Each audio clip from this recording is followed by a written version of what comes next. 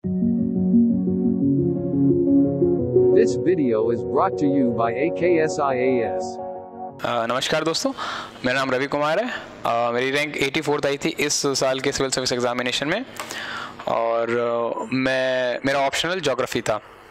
ये एक छोटा सा ब्रीफिंग वीडियो है रिगार्डिंग आपको लाइक इस प्रिपरेशन फेस में किन किन चीज़ों से गुजरना पड़ता है और मैंने किस हिसाब से प्रिपरेशन किया था। इससे पहले मैं स्टार्ट करूँ, मैं आपको बताना चाहता हूँ इट्स नॉट नेसेसरी कि आप भी वही फॉलो करें जो मैंने फॉलो किया था, but since it has worked for me, so I am trying to share कि क्या मैंने किया था और क्या मेरे लिए वर्क किया था। Majorly it is going to be very small video.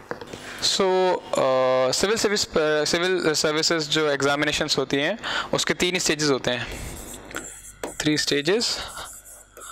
One is prelims, एक मेंस होता है और फाइनली एक इंटरव्यू स्टेज आता है। तीनों स्टेजेस जो होती हैं ये कोई अलग स्टेजेस नहीं होती हैं, तीनों की जो प्रिपरेशन होती है अगर हम एक साथ करें, सबको एक साथ लेकर चले तो आसान होता है प्रोसेस और chances of getting selected also increases.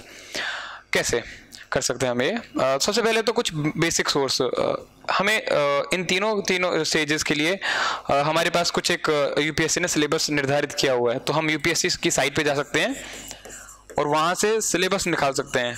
For example prelims में भी सिलेबस जो है वो अच्छे से डिफाइंड है, मेंस का सिलेबस भी डिफाइंड है और इंटरव्यू का सिलेबस भी डिफाइंड है। इवन इंटरव्यू में भी लिखा हुआ है कि what are the qualities that they are looking into a candidate. So everything is pretty much defined. So UPSC का सिलेबस बहुत ज़रूरी है, एक बार आप देख लेना जब आप स्टार्ट कर रहे हैं, चाहे वो प्रीलिम्स की प्रिपरेशन हो, मेंस की, इंटरव्यू की। हालांकि ये तीनों एक ही जैसे की प्रिपरेशन होती है, कोई एक्सक्लूसिव नहीं होती है, बट फिर भी जब जिसके लिए भी आप स्टार्ट कर रहे हैं उसका सिलेबस ज़रूर देखें और उसके प्रीवियस ईयर क्वेश्चन पेपर देखें। मैंने प्रीवियस ईयर क्वेश्चन ना देखने की भूल की थी दोनों अटेम्प्ट में, इस अटेम्प्ट में भी और लास्ट अटेम्प्ट में भी। इस अटेम्प्ट में मेरी रैंक है 84। ये भूल आप ना करें क्योंकि पहले जो सवाल पूछे गए इससे पहले वाले सालों में वो बहुत ज़रूरी होते हैं ताकि हमें समझ आए कि यूपीएससी इस सिलेबस में से किस तरह के क्वेश्चन पूछ रहा है और किन किन एरियाओं से क्वेश्चन पूछ रहा है, तो आसान चीज़ें बड़ी आसान होती हैं। सो ये मेजरली ब्रॉडली ये स्टेजेस होती हैं। This is what we should have in the head before starting the preparation. इसके बाद मेरे कुछ सोर्स मटेरियल्स हैं जो मैंने यूज़ किए थे स्पेसिफिक सब्जेक्ट्स के लिए। अब वो कौन कौन से हैं, I just make them not. Polity विषय के लिए मैंने लक्ष्मीकांत ट्राई किया था, लक्ष्मीकांत की थी। इकोनॉमिक्स के लिए मैंने मृणाल के नोट्स रेफर किए थे। आपको जिसके भी नोट्स पसंद आए, किसी भी कोचिंग इंस्टीट्यूट के पसंद आए या किसी भी बुक के पसंद आए, आप उनको ट्राई कर सकते हैं। मैंने मृणाल के नोट्स इस्तेमाल किए थे। तीसरा हिस्ट्री। अब हिस्ट्री के 2 भाग होते हैं, 2-3 भाग होते हैं एक्चुअली। एक होता है एंशियंट, एक मेडिवल और एक मॉडर्न। फिर मॉडर्न हिस्ट्री के लिए जो मेरा ओवरऑल जो सोर्स थे वो एक था स्पेक्ट्रम और एक था श्रीराम आईएएस के नोट्स। ये मेरी पर्सनल चॉइस थी कि मैंने इन नोट्स को लिया था। हालांकि इसके कुछ यूटिलिटी थी या नहीं थी वो मैं अभी निर्धारित नहीं कर पाया हूँ, परंतु स्पेक्ट्रम बहुत ज़रूरी था मेरे लिए करना। ये मैंने खुद ने किया था अलग से, पर ये करना बहुत इंपॉर्टेंट है। अलॉन्ग विद दिस मैंने ये दोनों किए थे।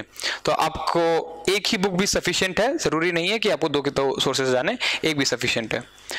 एंशिएंट और मेडिवल हिस्ट्री जो पोर्शन था वो मेरा हमेशा से बड़ा वीक था और एंशिएंट और मेडिवल हिस्ट्री के लिए मैंने पर्सनली तमिलनाडु की एनसीईआरटी बुक रेफर की थी। हालांकि मैंने सही से प्रिपेयर नहीं की थी। दूसरे अटेम्प्ट में मैंने एनसीईआरटी की जो तमिलनाडु की एनसीईआरटी बुक है वो 1 या 2 बार पढ़ी थी। मेरा एरिया बहुत अच्छा नहीं था, बट मैंने जो सोर्स रेफर किया था वो ये था। क्लियर? चौथा art and culture. Art and culture के लिए मैंने सिर्फ नितिन सिंघानिया के कुछ चैप्टर्स पढ़े थे।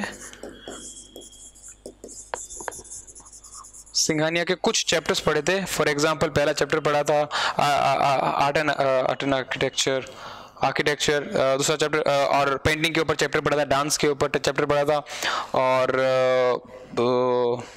म्यूजिक के लिए मैंने इतना ज़्यादा नहीं पढ़े थे, फिलोसफीज ऑफ इंडिया वाला चैप्टर पढ़ा था, तो मैंने कुछ चैप्टर्स पढ़े थे जैसे जैनिज्म एंड बुद्धिज्म, तो मैंने कुछ चैप्टर्स सतीश संगाना के पढ़े थे, सारी बुक नहीं पढ़ी थी।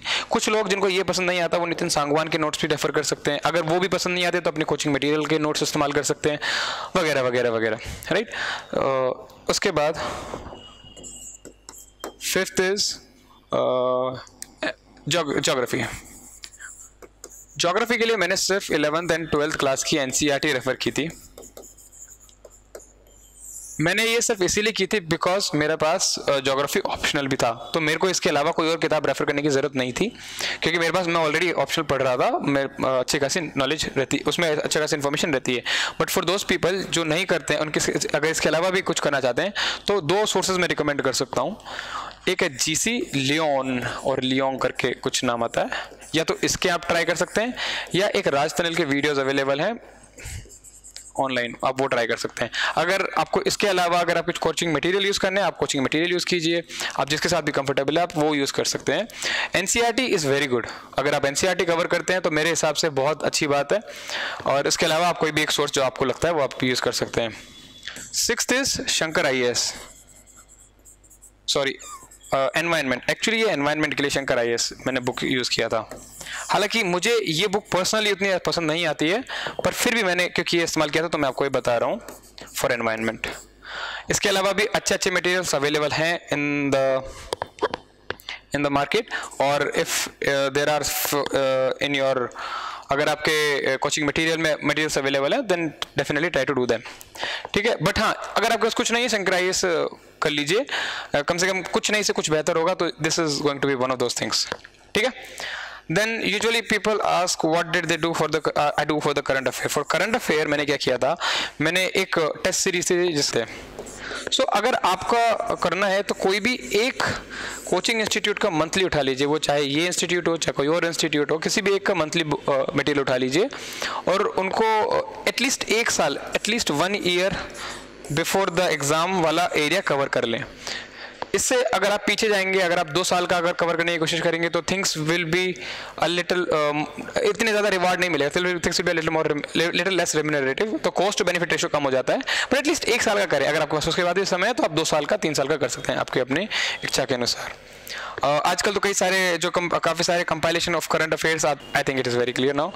And for science and tech मैंने कोई भी मटीरियल यूज़ नहीं किया था, ज़्यादातर मैं करंट अफेयर से ही देखता था। बट आई थिंक आजकल साइंस एंड टेक का जो एरिया है वो बहुत इंपॉर्टेंट होता जा रहा है, specially biotechnology, drones etcetera etcetera. So ये एरिया बहुत इंपॉर्टेंट हो रहा है। तो अगर आपको कोई एक स्टैटिक मटेरियल मिलता है ऑनलाइन या फिर आपकी कोचिंग इंस्टीट्यूट का मटेरियल मिलता है, प्लीज़ उसको ज़रूर करिए, उसको गंवाया ना कीजिए। सो ये मेरे 2 सोर्सेज थे, आप एक बार दोबारा देख सकते हैं। ये मेरे मेजरली सोर्सेज थे।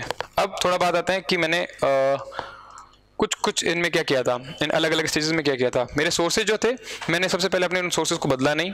प्रीलिम्स के लिए मैंने उन सोर्सेज को मल्टीपल टाइम्स रिवाइज किया, जो मैंने अभी आपको सोर्सेज बताए, अलग बहुत बार रिवाइज किया, 2 बार 3 बार, और I got familiar with that. और ये मैं 2 अटैम्प्ट के अंतराल के बारे में बता रहा हूँ, क्योंकि इस अटैम्प्ट में मैं ज़्यादा नहीं प्रिपेयर कर पाया था, बट ओवरऑल मैंने काफ़ी बार प्रिपरेशन की हुई है, काफ़ी बार पढ़ा हुआ है, राइट। इन मेंस ज़्यादातर मेरा फोकस था आंसर राइटिंग का।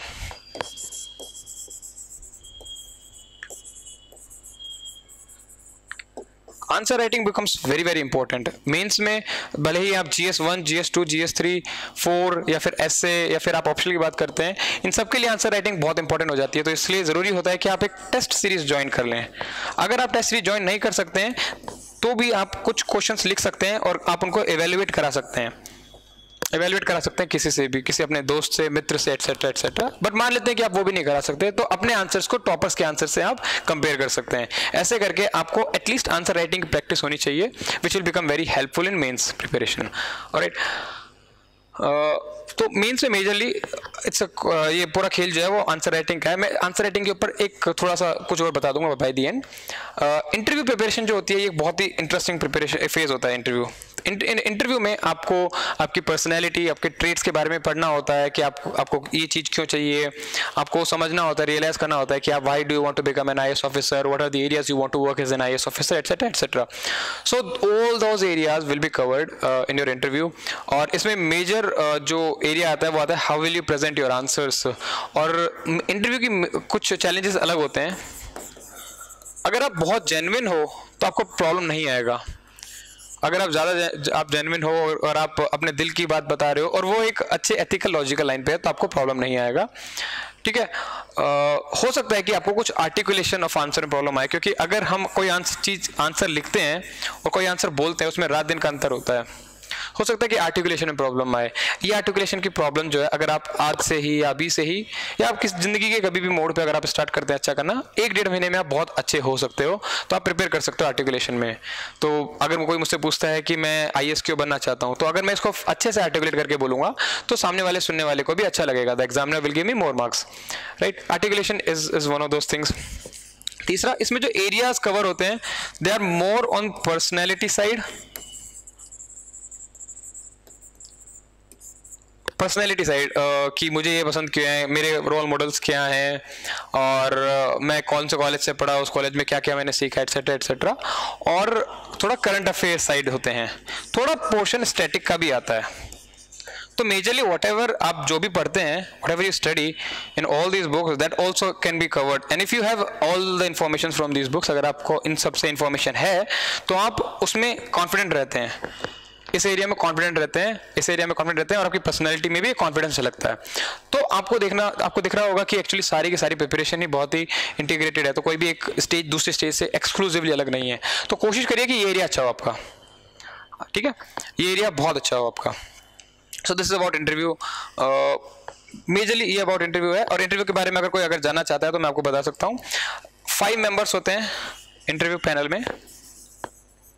इसमें 4 नॉर्मल मेंबर होते हैं और एक चेयरमैन होता है.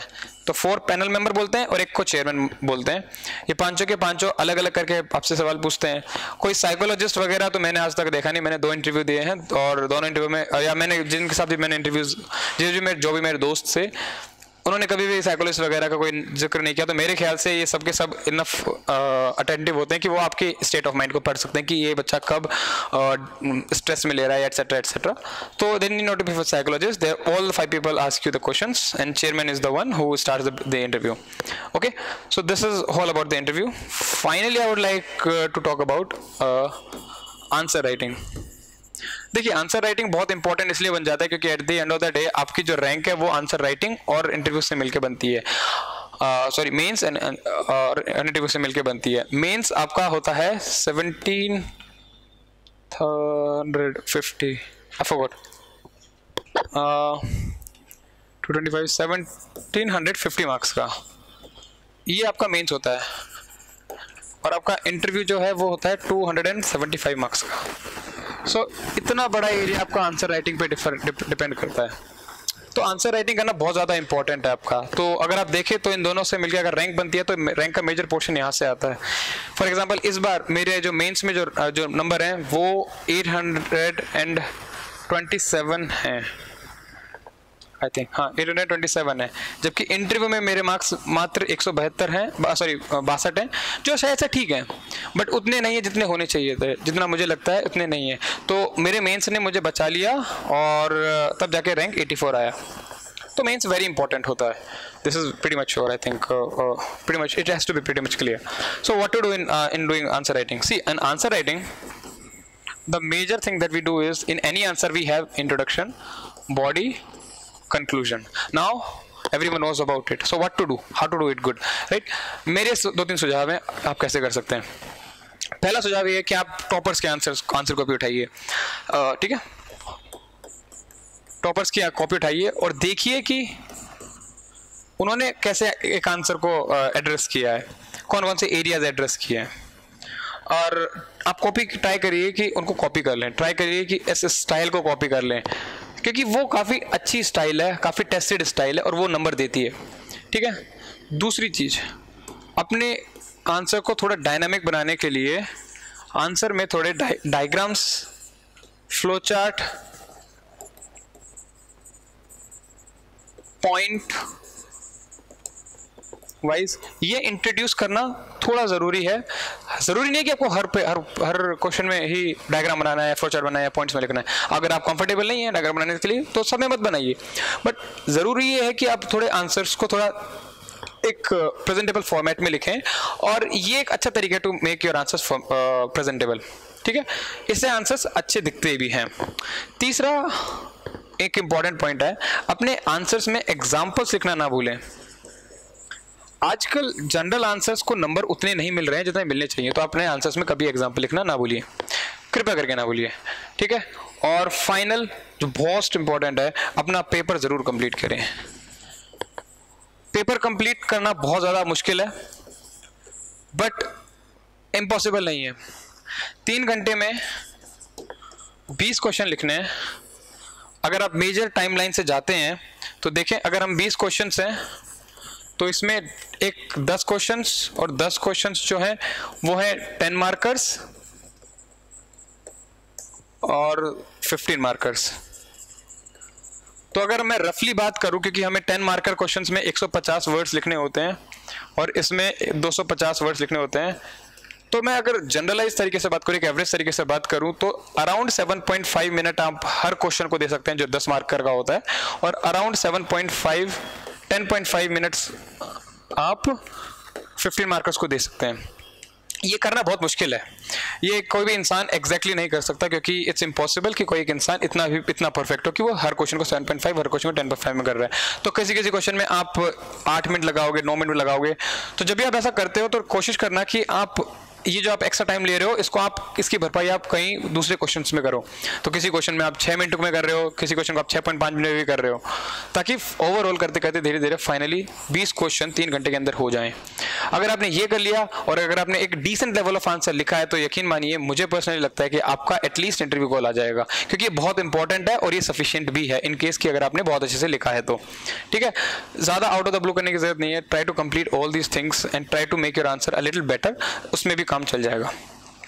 फाइनली ऑप्शनल के बारे में मैं 2-3 चीजें बताना चाहता हूं। पहला, कौन सा चूज करें। अगर आपने चूज नहीं किया तो सबसे पहली बात है, ऑप्शनल कोई सा भी चूज कर लें, बट उसके चूज करने से पहले 2-3 चीजों को ध्यान रखें। पहली चीज है कि आपका इंटरेस्ट हो। अगर इंटरेस्ट ना हो, मान लेते हैं अगर आपको किसी भी सब्जेक्ट में इंटरेस्ट नहीं है, तो आप ग्रेजुएशन से सब्जेक्ट को स्टार्ट कर सकते हैं। जो भी आपने ग्रेजुएशन किया है, भले आपने सिविल इंजीनियरिंग करी है, पब्लिक एडमिनिस्ट्रेशन में आपने भी कुछ भी किया है, एटसेट्रा।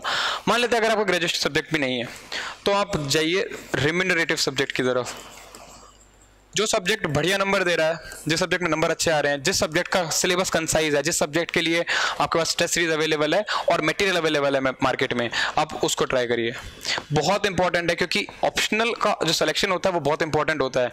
कोई इंसान सेम अमाउंट ऑफ मेहनत करके 2 अलग अलग ऑप्शन में अलग अलग नंबर ला सकता है। तो कोशिश कीजिए कि वो ऑप्शनल रिम्यूनरेटिव जरूर हो, भले ही आपको इंटरेस्ट हो ना हो। अगर रिम्यूनरेटिव हुआ तो एग्जाम का पर्पस सॉल्व हो जाएगा, पर अगर वो इंटरेस्टिंग हुआ तो आपको मजा भी आएगा और एग्जाम में क्लियर होने के चांसेस भी आपके बढ़ जाएंगे। तो आपका इंटरेस्ट भी थोड़ा मैटर करता है, ठीक है, थोड़ा एक्चुअली काफी मैटर करता है to make your journey more fruitful. ठीक है, दूसरी चीज, एक बार अगर आपने ऑप्शन चूज कर लिया, never look back, at least in that attempt. क्योंकि ऑप्शनल चूज करने से पहले ही आप 1 हफ्ता लें, 2 हफ्ता लें, 1 हफ्ता किसी चीज को पढ़ने के लिए लें, दूसरा हफ्ता दूसरी चीज को पढ़ने के लिए लें, आपको जितना हफ्ता लेने लिए, पर कभी वापस मत देखें एक बार चूज कर लिया तो, कि अब तो मैंने ये ले लिया है, अब क्या ये लेना चाहिए नहीं लेना चाहिए। उसको प्रॉपरली फॉलो करना है, जितने भी मटेरियल्स अवेलेबल हैं, सोर्सेज अवेलेबल हैं, उन सबको यूज करना है। ठीक है, नेवर एवर लुक बैक। तीसरी चीज, ऑप्शनल में ध्यान ये रखना है कि आप एटलीस्ट 1.5 to 2 मंथ तो दें प्रिपरेशन के लिए। ये बहुत इंपॉर्टेंट हो जाता है। ये कैसे इंपॉर्टेंट हो जाता है मैं आपको अपने ही एग्जांपल से बता सकता हूँ। पिछली बार मेरे ऑप्शन में नंबर अच्छे नहीं थे तो मेरी रैंक बहुत कम आई थी, बट इस बार मेरे ऑप्शन में नंबर 279 है and this time rank is 84।